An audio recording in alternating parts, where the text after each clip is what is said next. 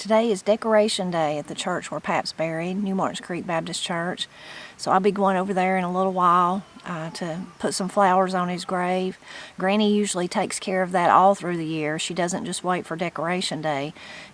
I've shared in some of my videos, if you watch them, you've probably seen her crocheted creations that she makes, usually one for every season, every holiday. Think of Christmas and even 4th of July. So she takes care of that.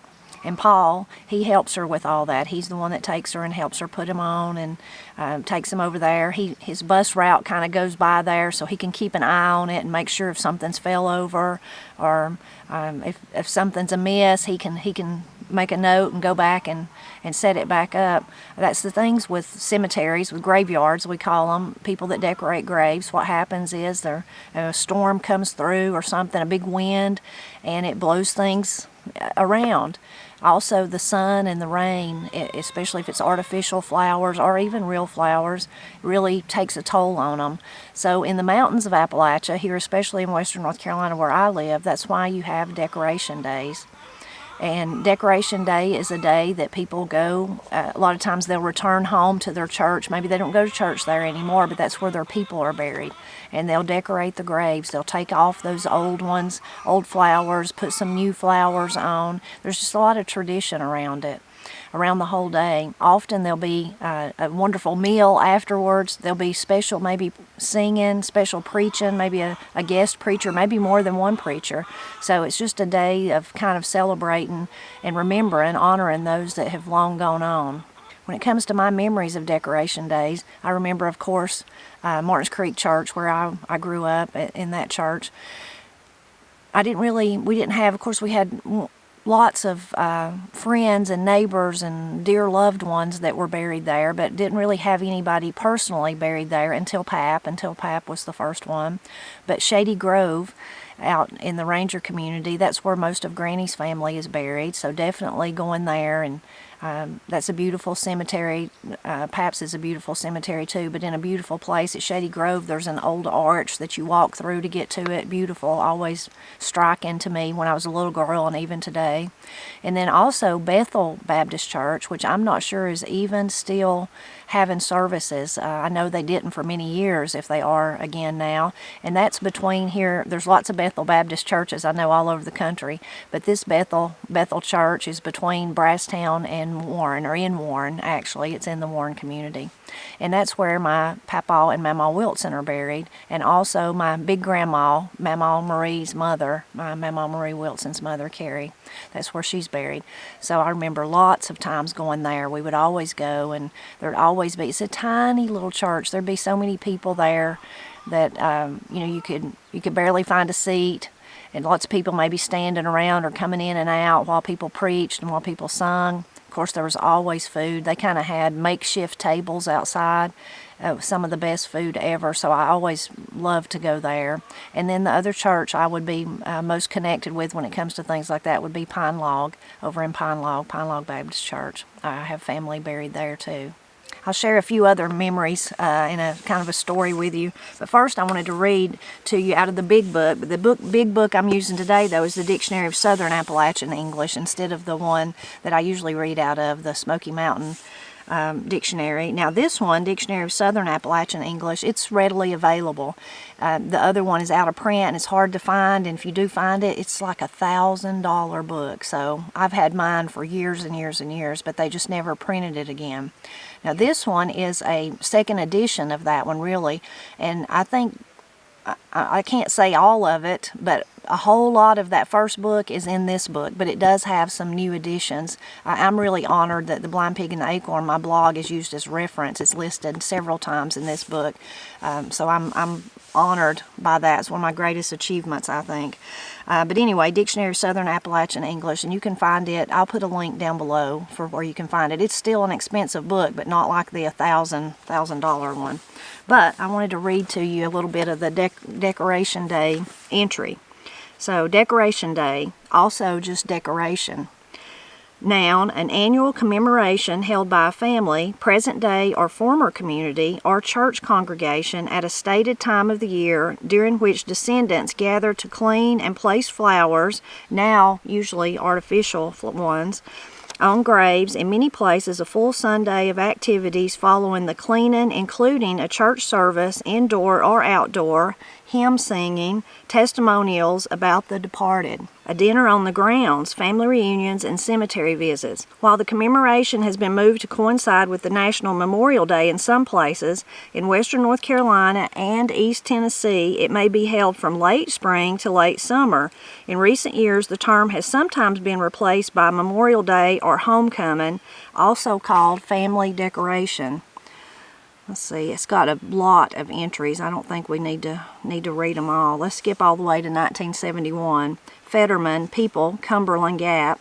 Late in May, on Memorial Day weekend, the hollows are clogged with the automobiles of mountain natives who come home from Detroit, Chicago, Cincinnati, Dayton, and dozens of cities where they have found employment. The mountain people know this gathering as Decoration Day, and it is a weekend of mass reunion across the mountains, a time to groom and decorate the graves of kinfolk, a time to pray, a time to feast, a time of reassurance that the mountain way of life still exists. 1993, Smokey's Guide. As a way of remembering departed friends and relatives, many churches and communities held a yearly cemetery decoration day. Prior to the scheduled date, which was normally during the summer, men of the community would gather to clean the cemeteries and straighten headstones, while the women picked flowers or made artificial ones from paper. On Decoration Day, families would gather at various cemeteries for a memorial service and to decorate the graves with flowers. The tradition of Decoration Day is still observed by many churches and families today, including at some of the more than 200 cemeteries located within Great Smoky Mountains National Park. 2009, Jabber, Decoration Day. Decoration Day observances typically fall on different Sundays in the same community, permitting people to attend more than one decoration. The variable date bespeaks a fundamental connection to the decentralized Protestant, especially Baptist, worldview of the dispersed rural settlement of the upland South. Many special customs are associated with Decoration Day, such as the off-sided rule that every grave in the cemetery must be decorated, a powerful statement of communal responsibility. In the old upland South, decorations were also associated with the custom of remounding each grave annually with a mound of earth running the length of the grave. Remounding, which in effect reburies the loved one symbolically each year, supports the argument that such decorations are ceremonies of family piety. 2010, Jabber and Jabber Decoration Day. Decoration Day is a widespread cultural tradition in a swath of the American South extending from east of the Appalachians to west and southwest of the Ozarks. In the fullest form of the tradition, people visit a cemetery where family members are buried to provide an annual or periodic cleaning. Then they decorate the graves with flowers and other symbols of affection. Finally, they gather as a family or community in a religious service in the cemetery, reaffirming their connections with each other and with the community beneath the ground. The service may involve preaching, prayers, hymn singing, and a ritual meal known as Dinner on the Ground. Decoration Day, its practitioners often call the event simply a decoration, is a powerful ritual of piety. At the practical level, it provides a cultural motivation for cleaning and repairing a cemetery, which, if not properly maintained, can be reclaimed by the forest of the upland South with astonishing speed. At the social level, it serves as a focal point for gathering a community, and it has long provided an occasion for community members from afar to return to their home place. At the deepest spiritual level, a decoration is an act of respect for the dead that reaffirms one's bonds with those who have gone before. I like that last part. Kind of really sums it up for me. So that's a good one to end on. Really fascinating, though, when you all that history and think about it. Now, I especially like the parts that mention the North Shore Cemetery. So those graves, those are graveyards, cemeteries, whatever you want to call them, that have been isolated because of the building of Fontana Dam. So, you can't drive to them and you can't walk to them. You've got to go across in a boat. So part of the kind of the promise or whatever with when those folks had to give up their land for the park and for the lake, for the building of the dam, they were promised that someone would always help them get there. Because you think about, like me, if I had family buried there, I don't have a boat. How would I get there? How would I get over there? So during the summer, I think I may be wrong, I think it's the Forest Service, but they carry people across in the boats. And I've been to several of them. They are wonderful events, camaraderie with the people. Many people that go are descendants of folks. They have their people are buried there, There are people like me that kind of tag along, that just have a real interest in it and a real love for the people of the area and thinking about what they sacrificed and, just all the history of it. But it's really a beautiful, wonderful thing. There's usually some singing. They kind of take their dinner on the grounds over there. Some people, like I, would just pack my own dinner, maybe a peanut butter and jelly sandwich or something. But just being part of that, and then getting to walk and see those graves. And to wonder that area was once a bustling community. And the part that I read where it says that nature would soon take it back over, you can see, because there's no sign of the town that was there. Think of Proctor, even had a movie theater, and the schools, and just a bustling little place, now all gone.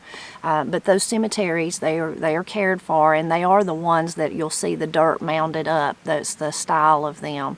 So I don't know if you'd ever have the opportunity, but if you did, they have a great website. I'll link to that so that you could find out more about that. Now, 2 little stories I wanted to share with you about decoration days. One of them happened when I was a small girl. My Mama Marie died when I was in 5th grade, so I don't know. I don't know what age that would be, but this was well before that. And we went, and I can't remember what cemetery we went to. I don't know if it was the one at Bethel or if it was at Pine Log or where it was at. But I went with her, and some of my other cousins went too, and so she could clean off the graves and get ready for decoration day. Of course, we weren't helping. We were running around playing, probably doing stuff we shouldn't have been doing. And somehow there was, I was a little bitty girl, and it was a little tombstone, but somehow it fell over and it hit me in the knee. I have a tiny little scar still to this day. And it wasn't a deep cut or anything like that, but it's right on my kneecap, so that was a place you don't have much skin there. But so I'm sure it wasn't bad, and I don't even remember it being bandaged up or anything. But what I do remember is that I carried on like it was something, like I broke my leg. And I guess I was scared probably, but I decided I couldn't walk on that leg anymore. So I went around hopping for several days. And everywhere I'd go, I'd just hop on one foot and say that I couldn't walk because I'd been hit by the tombstone, And finally, one of my cousins enticed me to walk. Well, this makes me think it could not have been Big Grandma's grave, so it might have been Pine Log. But because she had RC colas, and she did not share them with us very often, but she had them there. And it's like when they come in the wooden little box with the holes, And he promised me that if I would walk, he would get me one of those. He was her favorite, and so I figured, I guess I believed him, and so then I walked, and then he didn't get me no RC cola though. But obviously it was I was just refusing. How little kids do. They get something in their mind and think they can't do it. So that's my one memory of decoration day with Mama. I wish I remembered more about her and what she was doing than about my little knee accident. And the other one is much more recent. It's 2017, just after the Pap's death. He died in 2016 in April, so it was just the following year. And Granny had wanted me to take her over to, it was this time of the year, it was getting ready. They always have decoration day on the same Sunday, so it was this time of the year, and she had wanted me to take her over to put her new stuff on. Now, before the decoration day, lots of times church cemeteries will clean off everything, kind of like what we read in the book here. So her and Paul know that, we all know that. So Paul had already went and removed everything that Granny didn't want thrown away or anything. And so then we were going to take it back, is what it was. Well, like maybe I was off work that day, and I had promised Granny I'd do whatever she wanted me to do. Well, that's what she wanted me to do, was take her over there. And the night before, though, I'd had these strange dreams. Now, I'm a person that dreams every night, all night long, I think. It's what it feels like anyway. And really, sometimes kind of silly dreams, but sometimes really intense dreams.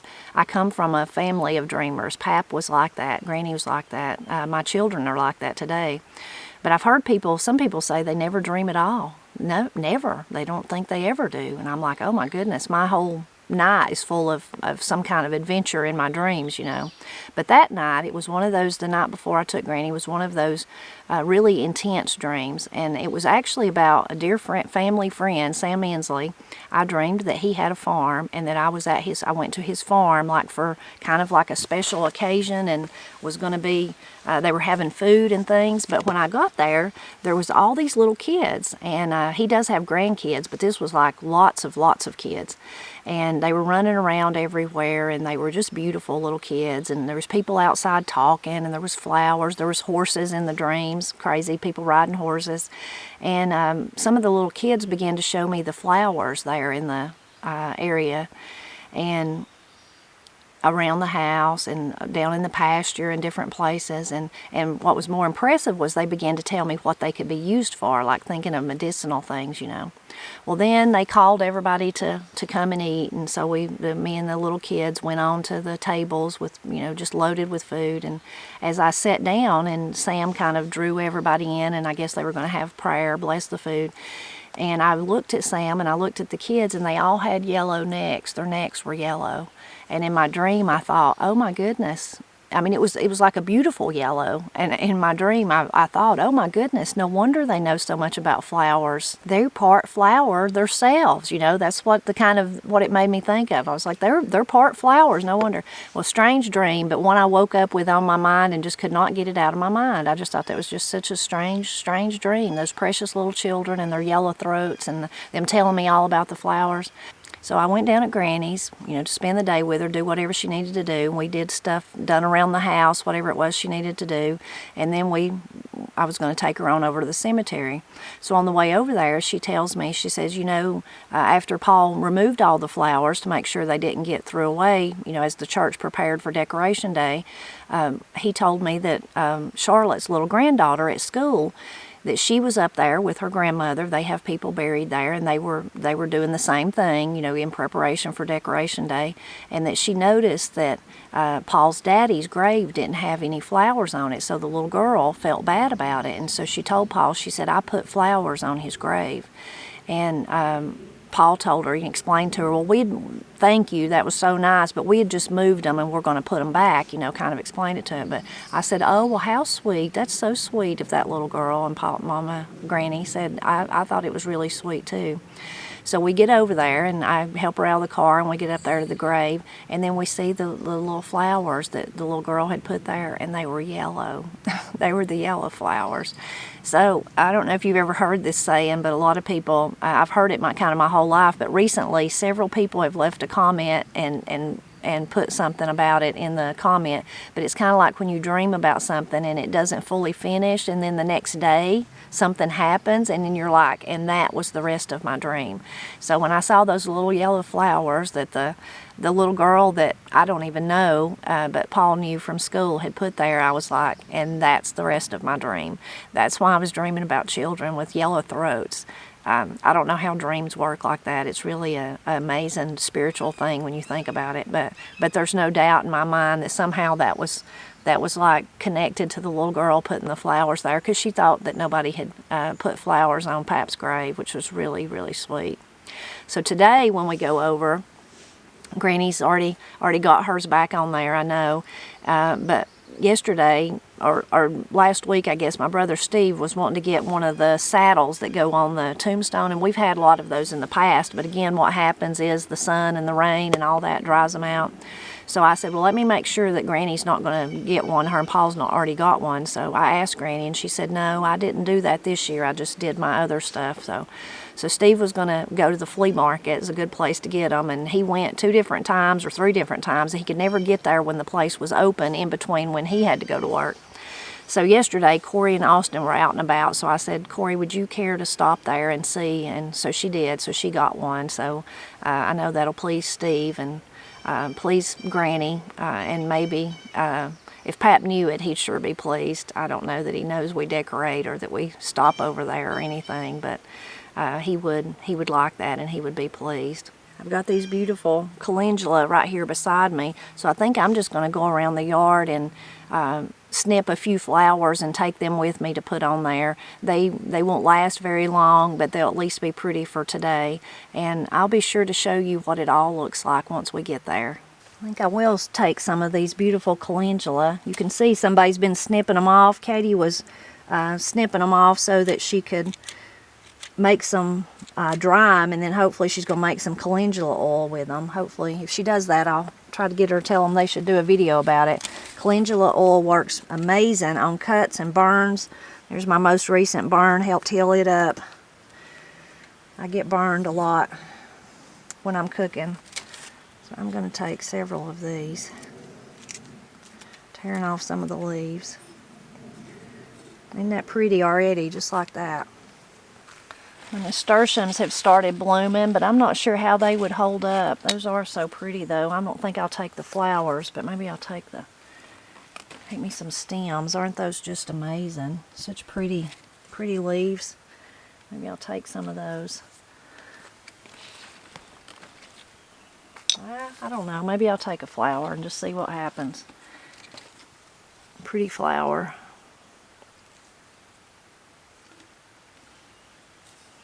Down here I've got all these marigolds. They're just beautiful, but I don't know about taking them. I do see some others I want to take though. I don't know, I might cut one or two of them. If I don't put them all on Pap's grave, I can always lay a flower on somebody else's grave too. I don't know how I would actually cut them. Just a little one. Me and Matt got mulch in them when we were working yesterday, but really pretty.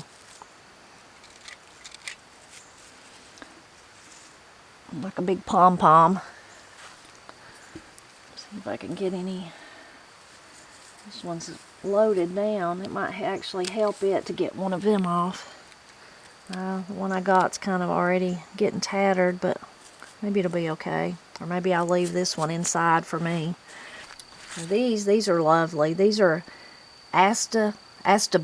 I say Astabil, and people tell me it's wrong, but Astaba, I think is how you say it. They're lovely. I'm going to take one or two of them.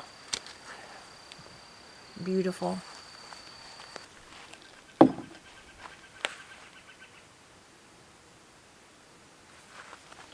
So I think this will work. I'm going to take them and we'll see what we do when we get over there. I definitely need to put some water in them though to help them survive till at least part of the day. I think the nasturtium leaves are not going to, because they're already, that one's literally been about 3 minutes since I cut it, and it's already kind of looking wilted. But at least these will stand up, and the marigolds will stand up pretty good too, I think.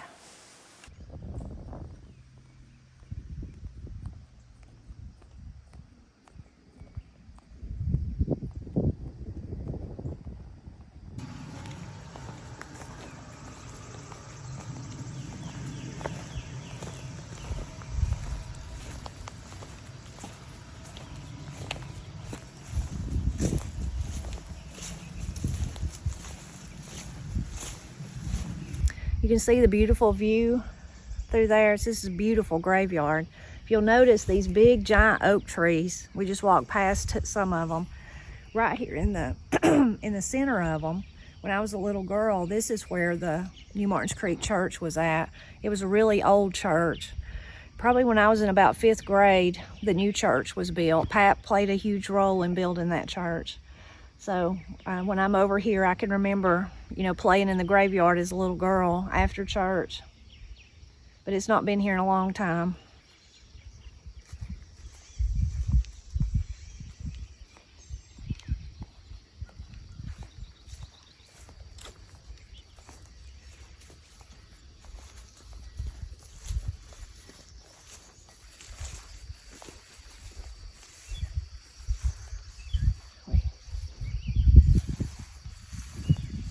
Here's Pap's grave up here, kind of by another big tree up here. This is a beautiful view in front of it though. Really peaceful, even though there's a road right here. It's a nice place, I guess, to be buried. You can see his, on this part, his marker for being in the Marine Corps.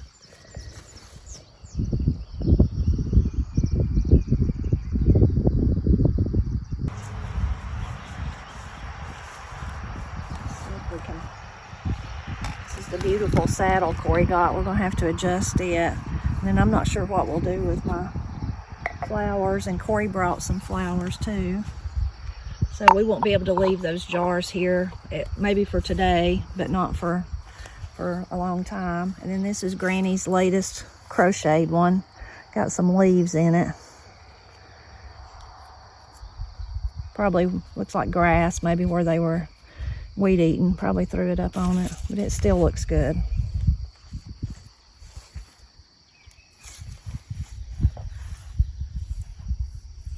And Paul had put these in the right here in the center. They kind of got some grass in them too. And Corey and I will have to figure out where we're going to put ours.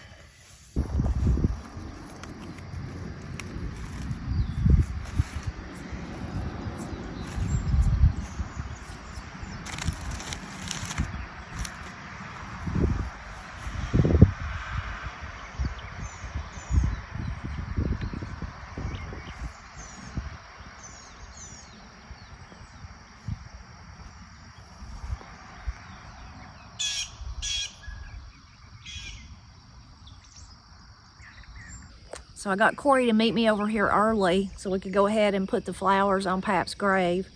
So we've added our flowers, and I think it looks real nice.